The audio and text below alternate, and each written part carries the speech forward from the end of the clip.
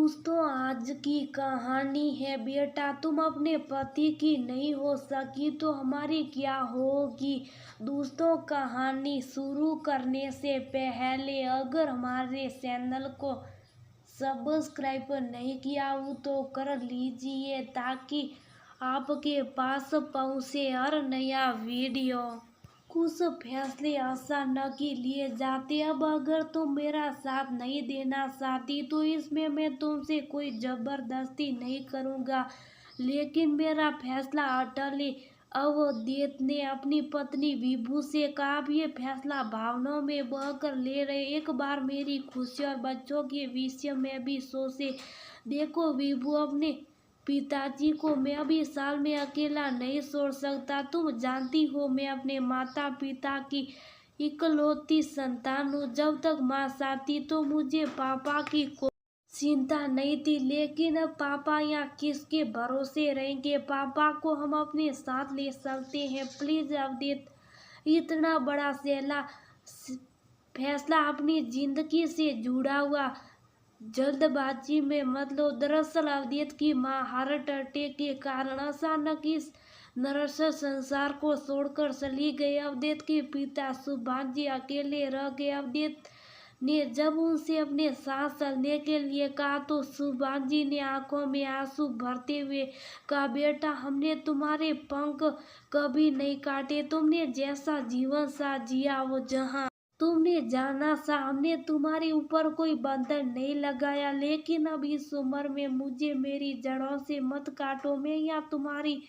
माँ की यादों के सहारे रह लूंगा। अब जीवन की ढलती सांझ में मुझे और कहीं मत रोको। ये कहकर बिलख उठे थे सुभाष जी। इतनी सरलता और पवित्रता से सुभाष जी ने ये शब्द कहते कि अवधेश की रूह कांप उठी। सच्ची तो है, उसके माता पिता ने कभी उसके ऊपर कोई बंधन नहीं लगाया। अच्छी तरह से याद है उसे वह दिन जब उसने अपने पिता से कहा था कि वह नौकरी करने के लिए बाहर जाना चाहता है, जबकि उसी शहर में एक बहुत अच्छे पद पर अवधेश काम कर रहा था। जमीन जायदाद की भी कोई कमी ना थी। जहाँ उसे संघर्ष करने के लिए बाहर जाना पड़े अपने बेटे की खुशी के लिए, सुभाष जी ने अपनी पत्नी के साथ अकेले रहना स्वीकार कर लिया था। लेकिन अवधेश के ऊपर कोई बंधन नहीं लगाया था। पिता के अकेलेपन में उनका साथी बन ना अवधेश के लिए ज्यादा महत्व रखता था, बजाय दूसरे शहर में नौकरी करने के। ठीक है अवधेश, अगर तुम्हारा यही फैसला है तो तुम यहाँ पापा के पास रहना,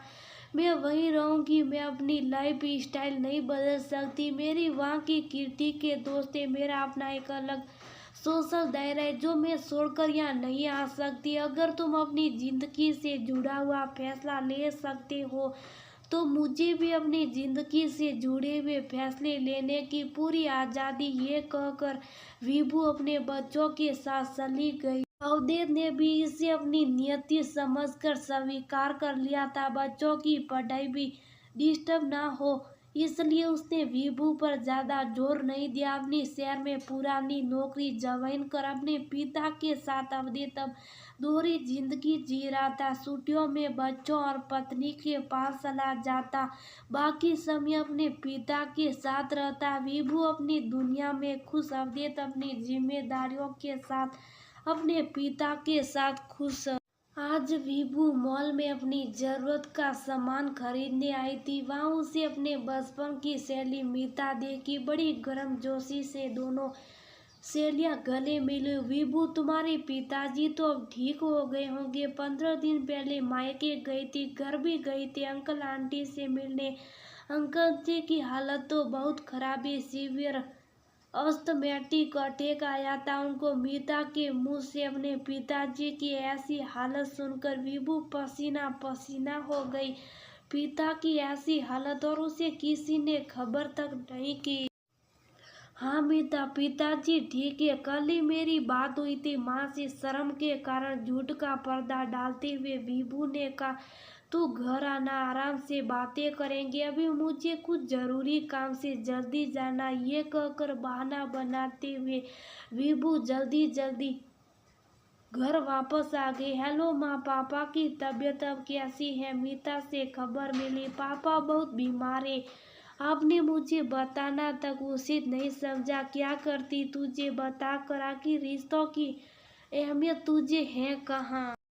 कैसी बात कर रही हो माँ? अब क्या आपने दर्द से भी मुझे दूर रखोगी? अगर हम अपना दर्द तुझे बता भी देते तो तुझे क्या फर्क पड़ता? जब तुमने दामाद जी को संघर्ष करने के लिए अकेला छोड़ दिया है तो फिर हम तुमसे अब इंसानियत की उम्मीद कैसे रखें? कितना समझाया था तुम्हें परिवार के साथ रहो, लेकिन तुम्हें तो अपनी आज़ादी पसंद है। तुम्हें क्या फर्क पड़ता दामाद जी अपने पिता के साथ कैसे रह रहे हैं? वह तो इतने भले पुरुष है कि उन्होंने तुम्हारा फैसला सर माथे रख लिया, लेकिन किसी अच्छे इंसान की अच्छाई का इस तरह से फायदा उठाना तो हमारे संस्कारों में नहीं था। तुमने हमारी परवरिश को शर्मिंदा कर दिया, इसलिए तुम्हारे पापा ने मना किया था कि मेरी तबीयत की खबर विभू को मत देना, जो अपने पति और देवता समान ससुर जी की उम्मीद नहीं। अब हमारे लिए वो हमारी बेटी भी नहीं है। ये कहकर विभू माँ ने फोन रख दिया। माँ के कड़वे शब्द विभू की अंत आत्मा झकझोर चुके थे। आज अपने पिता के लिए वह जिस दर्द को महसूस कर रही थी, अवधेश के पिता के लिए उसकी भावनाएं कहाँ खो गई थी। आंखों से निर्जर नीर बह रहे थे, मानो जैसे इतने दिन का अवधेश का दर्द भी उसकी आंखों में समा गया हो। अवधेश, मैं बच्चों के साथ आपके पास रहना चाहती हूँ। जल्दी से जल्दी आप हम सभी के वहाँ रहने की व्यवस्था कर ले। इससे आगे के सब विभू के गले में अटक कर रह गए।